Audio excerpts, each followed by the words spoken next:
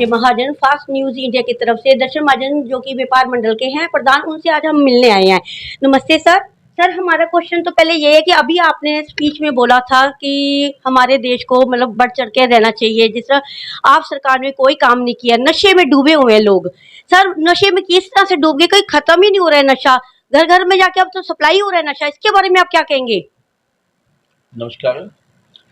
देखो, मैं पहला भी तुहाडे नाल बेनती कर चुका मैं कि पिछलियां सरकारां ने भी बहुत कोशिश की, पर अज हालात ये बन गए ने कि वो बूटा छोटा जिहा लालदा जिन्ना फल घर घर पहुँच गया वै। अज साडे सरकार नूं भी ते साडे पंजाब दे लोगां नूं भी इहदा साथ देण विच अगे आउण दी जरूरत हैगी है।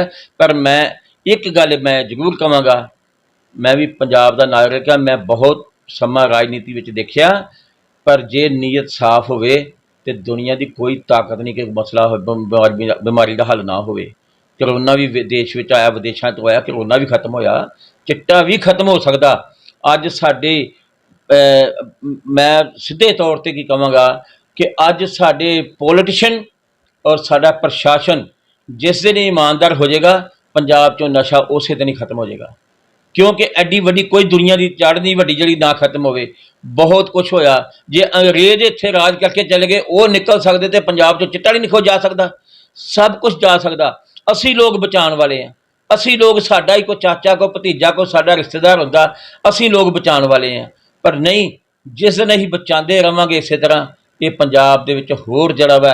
मैं हिमाचल च गया सी 2 दिन पहला, हिमाचल दे विच मैं उन्हां नूं एक गल कीती भी तुसीं बचे दो, कहंदा जी नहीं हुण नहीं जे बचे दे, हुण हिमाचल विच भी चिट्टा आ गया जी। मैं इसलिए तुहानूं मैं बड़े जज्बाती लफ्ज़ां दे नाल मैं तुहाडे नाल भी पहलां कह चुका मैं, क्योंकि रोना आंदा जदों किसी दे माँ प्यो दे मोढियां दे उत्ते पुत्त दी अर्थी जावे, जवान पुत्त दी, ते ओह माँ प्यो दा की हाल हुंदा ये उही जान सकदे ने। इस करके ना ये जिहड़ा साडे ते बड़ी कोड़ है, चाहे किसी सरकार ने असीं बलेम लाने आ जी ये अकालियां दे समय ते सी, उहदे कांग्रेस के समय ते सी, पर यह बलेम असां खत्म करिए। असी कोशिश करिए कि इस बीमारी नूं जड़ तो हटाइए, तां जो साडी पंजाब की जवानी जिहड़ी है वो एक बार फिर रंगला पंजाब तां ही बनेगा। मान सरकार, मान साहब मुख्यमंत्री जी, साडे ये रंगला पंजाब तां ही बनेगा जे सानू उस तरह साडे नौजवान नचदे टपदे भंगड़ा पाते कबड्डी खेलते खेड़ा खेडते साडे पंजाब दे विच रंगला पंजाब ते असीं उहनूं ही कहांगे। ते जे इस तरह ही मोढियां ते लाशां पंजाब दे विचों जांदियां रहियां ते ढवार भर जहाज जे पंजाब चों बाहर जांदे रहे विदेशों विच, ते फिर रंगला पंजाब नहीं जे रहना। फिर इत्थे 60 साल तो उपर बजुर्ग ही लभणगे ते तुहानूं इत्थे पंजाब दे विच कुछ नज़र नहीं जे आना। इस करके मैं निमरता हथ जोड़ के बेनती करांगा मान सरकार नूं भी ये पंजाब दे विचों कोड़ नूं खत्म कर दिओ, ते ये पंजाब तुहाडा देन नहीं दे सकदा कदी भी, आने वाले समय दे विच हमेशा तुहानूं याद रखेगा। सर तिरंगे झंडे को हम बड़ा मानते हैं, उसको पूजते हैं, अपमान नहीं होने देते। कोई भी पार्टी ने इस तिरंगे के झंडे को, जहां आपको मैंने वीडियो भी भेजी थी आपने देखा होगा, किसी भी पार्टी ने इसका इशू नहीं उठाया कि 15 अगस्त को झंडा तो हमारे देश का होना चाहिए, राष्ट्रीय गान गाना चाहिए उस पर। बीजेपी ने अपने झंडे को उतार के अपने कमल के फूल के झंडे को लगा के राष्ट्रीय गान गाया गया। उस मुद्दे पर किसी भी पार्टी ने नहीं बोला, क्यों सर? देखो, मैं अजय जी तुहानूं मैं एक छोटी जी गल दस दिना मैं कि जिहड़ी ये बीजेपी क्लास हैगी है ना, जिहड़ी बीजेपी जमात हैगी है, ये माहिर हैगी है नुक्स कड्ढण च, बोलण दे विच सब तो अगे है। इन्हां नूं अपणियां गलतियां नहीं लभदियां। तुसीं वीडियो दिखाई है, मैं देखी है भी उहदे विच राष्ट्रीय झंडे की बजाय इन्हां ने बीजेपी का फुल वाला झंडा लगा के उत्थे राष्ट्रीय गान गाया। मैं कहना इस तो वड्डी शर्म वाली गल नहीं हो सकती। इन्हां ते देश द्रोह दा जिहड़ा परचा दर्ज होना चाहिए। और मैं ते हैरान कि आ 75वीं अही आज़ादी की वर्षगंढ मनाई है, 75 सालों दे विच पहली बार झंडे का अपमान होया वै। ये मोदी सरकार ने इन पता नहीं ये देश नूं किहड़े रस्ते ले जा रहे हैं, मेरी समझ तो बाहर है। बहुत अरसा कांग्रेस ने राज किया। सर कांग्रेस हैगी है, आप पार्टी हैगी है, किसी भी पार्टी ने मुद्दा नहीं उठाया। अगर उठाया है तो सर बाल ठाकरे जो आप देखी हुई है पार्टी, उन्होंने मुद्दा उठाया और उन्होंने ये देखा कि एक सर उन्होंने पोस्ट ऑफिस से 25 रुपए का तिरंगा बिक रहा था। उन्होंने सर 5-6 बंडल मंगाए होंगे, उन्होंने जब देखा खोल के तो तिरंगे झंडे को फाड़ के रस्सी की जगह यूज किया। तो सभी पार्टियां क्या सोई हुई थी? किसी पार्टी ने इस मुद्दा नहीं उठाया, हमारा तिरंगा करते हैं, उसके लिए मरने को मिट जाने को तैयार होते हैं। सभी ने वीडियो देखी, मगर इसका मुद्दा क्यों नहीं उठाया किसी पार्टी ने? देखो मैं ਤੁਹਾਨੂੰ ਇਹ ਗੱਲ ਸਾਰੀ ਜਿਹੜੀ ਤੁਸੀਂ ਗੱਲ ਕਹਿ ਰਹੇ ਹੋ ਕਿ ਇਸ ਟਾਈਮ ਦੇ ਹਾਲਾਤ ਇਹੋ ਜਿਹੇ ਨੇ, ਕੋਈ ਵੀ ਇਹ ਮੁੱਦਾ ਜਿਹੜਾ ਬੜਾ ਸੈਂਸਿਟਿਵ ਜਿਹਾ ਮੁੱਦਾ ਵਾ ਵੀ ਇੱਕ ਸਾਡੇ ਦੇਸ਼ ਦਾ ਤਿਰੰਗਾ ਜਿਹੜਾ ਸਾਡੀ ਆਨ ਬਾਨ ਤੇ ਸ਼ਾਨ ਹੈ, ਜਿਨ੍ਹਾਂ ਵਾਸਤੇ ਸਾਡੇ ਜਵਾਨ, ਸਾਡੇ ਦੇਸ਼ ਦੀ ਜਨਤਾ, ਸਾਡੇ ਦੇਸ਼ ਦਾ ਬੱਚਾ ਮਰ ਮਿਟਣ ਨੂੰ ਤਿਆਰ ਹੁੰਦਾ। ਪਰ ਇਹ ਪਹਿਲੀ ਵਾਰ ਹੋਇਆ ਕਿ ਮੋਦੀ ਸਰਕਾਰ ਦੇ ਵੇਲੇ ਇਹ ਝੰਡੇ ਦਾ ਅਪਮਾਨ ਹੋਇਆ। ਹਮੇਸ਼ਾ ਹੀ ਜਿਹੜਾ ਝੰਡਾ ਹੁੰਦਾ ਸੀ, ਸਾਡਾ ਸਨਮਾਨ ਇਹ ਹੈ ਵੀ ਜਿਹੜਾ ਸਰਕਾਰੀ ਇਮਾਰਤਾਂ 'ਤੇ ਹੁੰਦਾ ਸੀ, ਅਸੀਂ ਝੰਡੇ ਲਹਿਰਾਉਂਦੇ ਸੀ। ਉਹ ਬੜਾ ਇੱਕ ਲਿਮਟਡ ਜਿਹੀ ਜਗ੍ਹਾ 'ਤੇ ਹੁੰਦਾ ਸੀ, ਉਹਦੇ ਵਿੱਚ ਉਹਦੀ ਆਸਥਾ ਹੁੰਦੀ ਸੀ। ਲੋਕ ਉਹਨੂੰ ਸਨਮਾਨ ਦੇ ਨਾਲ ਉਹਨੂੰ ਲਹਿਰਾ ਕੇ ਉਹਨੂੰ ਸ਼ਾਮ ਨੂੰ ਅਸੀਂ ਉਤਾਰ ਲੈਂਦੇ ਸੀ, ਉਹਨੂੰ ਮੁੜ ਕੇ ਪ੍ਰੈਸ ਕਰਕੇ ਆਪਣੇ ਤਰੀਕੇ ਨਾਲ ਜਗ੍ਹਾ 'ਤੇ ਉਹਨੂੰ ਰੱਖ ਲੈਂਦੇ ਸੀ। ਪਰ ਅੱਜ ਮੈਂ ਮਨ ਨੂੰ ਇੰਨਾ ਦੁੱਖ ਲੱਗਾ, ਅਸੀਂ ਬੋਲ ਤਾਂ ਨਹੀਂ ਸਕੇ, ਪਰ ਮਨ ਨੂੰ ਮੈਂ ਇਹ ਗੱਲ ਕਹਿੰਦਾ ਸੀ। ਮੈਂ ਫੀਲਡ ਵਿੱਚ ਜਾ ਕੇ ਦੇਖਿਆ ਕਿ ਛੋਟੇ ਬੱਚੇ ਝੰਡੇ ਫੜ ਕੇ ਪੈਰਾਂ ਦੇ ਵਿੱਚ ਜਿਹੜੇ ਸੜਕਾਂ 'ਤੇ ਮੈਂ ਰੁਲਦੇ ਵੇਖੇ ਆ। ਮੋਦੀ ਸਰਕਾਰ ਨੂੰ ਮੈਂ ਮੋਦੀ ਸਾਹਿਬ ਨੂੰ ਪੁੱਛਣਾ ਚਾਹੁੰਦਾ ਕਿ ਤੁਸੀਂ ਕਿਹੜੀ ਕੈਟਾਗਰੀ ਦੇ ਨਾਲ ਜ਼ਿੰਦਗੀ ਦੇ ਵਿੱਚ ਕੀ ਲੋਕਾਂ ਨੂੰ ਇਹ ਸਬਕ ਦੇਣਾ ਸਿੱਖਿਆ ਵੀ ਕੀ ਲੋਕਾਂ ਨੂੰ ਪਤਾ ਨਹੀਂ ਸਾਡਾ ਤਿਰੰਗਾ ਕਿਹੜਾ ਵਾ? ਸਾਨੂੰ ਇਹ ਨਹੀਂ ਪਤਾ ਕਿ ਸਾਡੇ ਝੰਡੇ ਦੇ ਰੰਗ ਕਿੰਨੇ ਆ? ਸਾਨੂੰ ਕੀ ਇਹ नहीं पता कि ਸਾਨੂੰ 15 अगस्त ਨੂੰ ਝੰਡਾ लहराने हैं? ये की साबित करना? सर उस टाइम ये मुद्दा क्यों नहीं उठाया गया किसी भी पार्टी ने कि तिरंगा झंडे की बजाय आप आप ना झंडा तिरंगा जो फहराना चाहिए था वो बीजेपी वाले अपना तिरंगा लगा के कर रहे हैं। उस टाइम ये क्यों नहीं पार्टी मुद्दा उठाती है? अभी तक इसका मुद्दा क्यों नहीं उठाया गया? सिर्फ बाल ठाकरे सोनी के जो है सोनी प्रधान जी, उन्होंने इस मुद्दे को उठाया है और वो कह भी रहे थे कि हम इस मुद्दे को आगे तक लेके जाएंगे। बाकी क्या पार्टी सोई रही? देखो जी तुम मैंने वीडियो पाई सी ना, मैं 2 दिन पहले वीडियो देखी। मैं हिमाचल में गया हुआ था, 2 दिन पहले वीडियो देखी है मैं, वो वहाँ डलहौजी में। वो वीडियो देख के मन को बहुत धक्का लगा कि ये जो देशभक्त बने फिरते हैं, देश का अपमान, झंडे का अपमान ही कर रहे हैं। और मैनू ये तुसी दसो कि ये जड़ी झंडे की जड़ी ऐतका इन्होंने सिस्टम चलाया कि ये 15 दिन के विच चलाया गया? ਇਹਦੇ ਪਿੱਛੇ ਇੱਕ ਬਹੁਤ ਵੱਡਾ ਇਹਨਾਂ ਨੇ ਕਿਸੇ ਆਦਮੀ ਨੂੰ, ਕਿਸੇ ਕੰਪਨੀ ਨੂੰ ਇਹਨਾਂ ਨੇ ਫਾਇਦਾ ਪਹੁੰਚਾਉਣ ਦੀ ਕੋਸ਼ਿਸ਼ ਦੇ ਨਾਲ ਇਹ ਸਾਰੇ ਕੰਮ ਕੀਤੇ ਆ।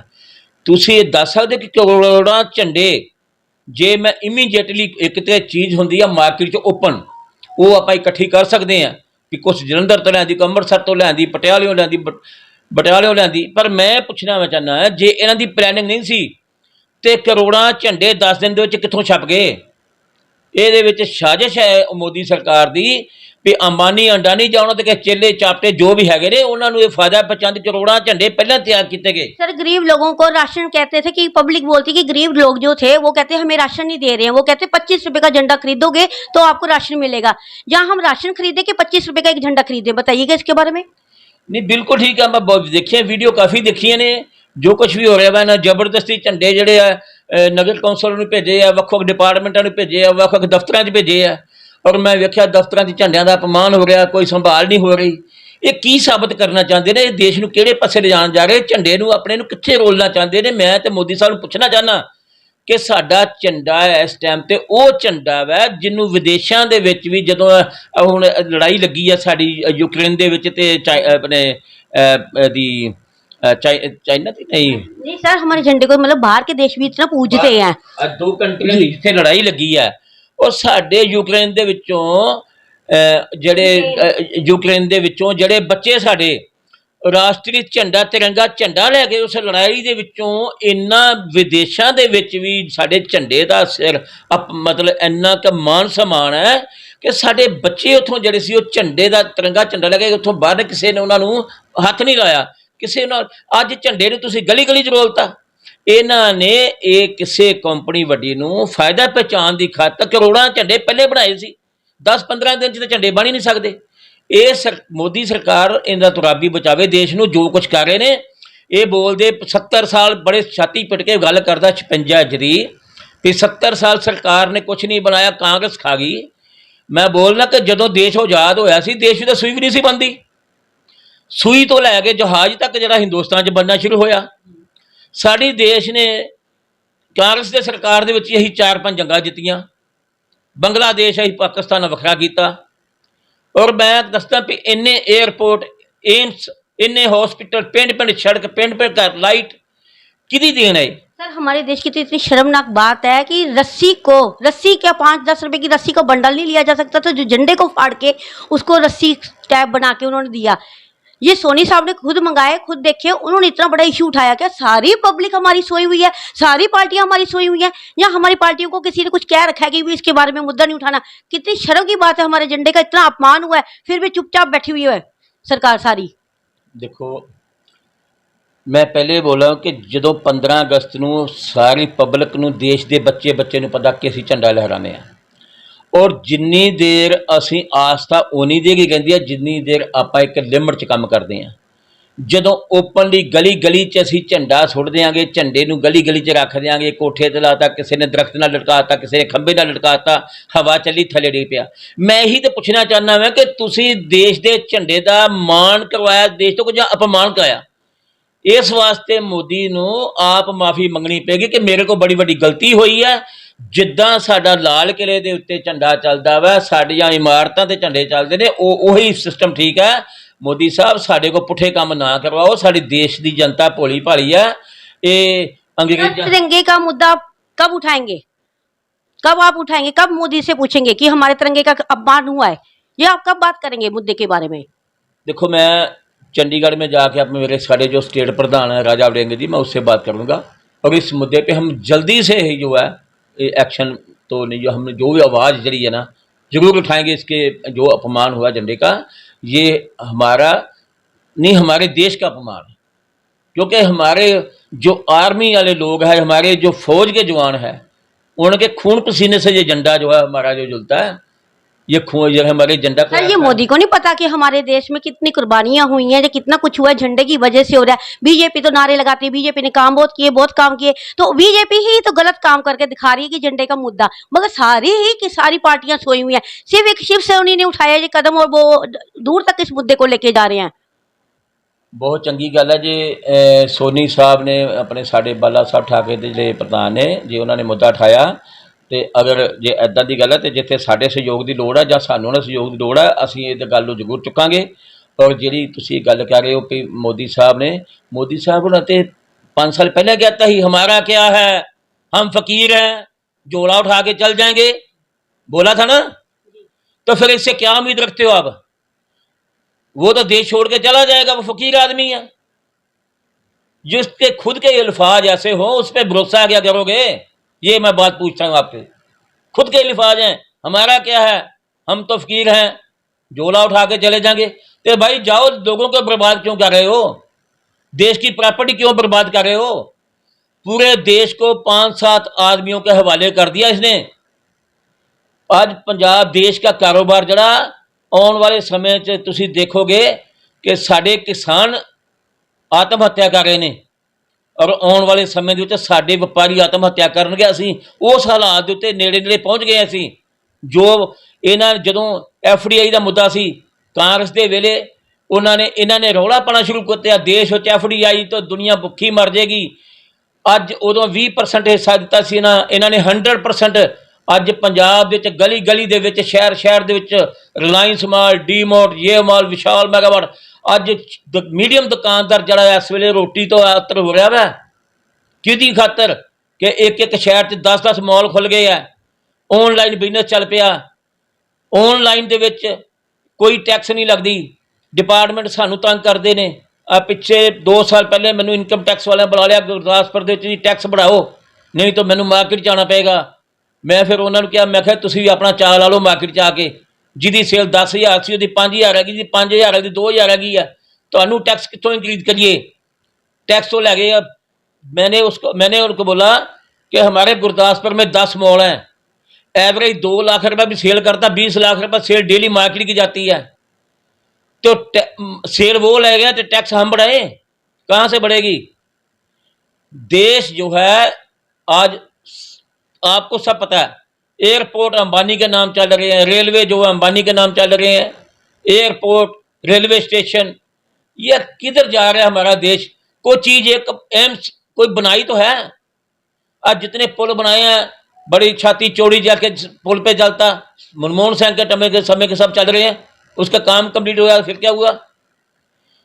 वो नया नहीं पत्थर तो रखो कुछ, को देश को दो तो देश की प्रॉपर्टी तो बनाओ। देश की प्रॉपर्टी बेचनी तो बहुत आसान है। सर हमारा देश किस साइड जा रहा है आप भी बताइए। ये किधर जा रहा है सबको पता। मैंने इतनी मेहनत करके ये गद्दी बनाई है, अगर मेरा मेरा बच्चा नालायक लेगा तो वो चीजें बेचेगा ही। अगर सियाना होगा तो चीज एक की दो करेगा। अगर इनके पास कोई ऐसी लियाकत है, अच्छे लीडर तो इनको छोड़ के जा रहे हैं। गडकरी साहब ने खुद कहा कि देश को बचाना तो कांग्रेस को लाओ। जो ईमानदार इंसान वो तो बोलता ही नहीं, बोलने नहीं देते किसी को। दो आदमी देश चला रहे हैं, कैसे देश चलेगा? दशरथ महाजन जी का कहना है कि जो तिरंगे का मुद्दा था उसको हम दूर तक लेके जाएंगे और उसको छोड़ेंगे तो नहीं मुद्दे को। विशेष रिपोर्ट अजय महाजन।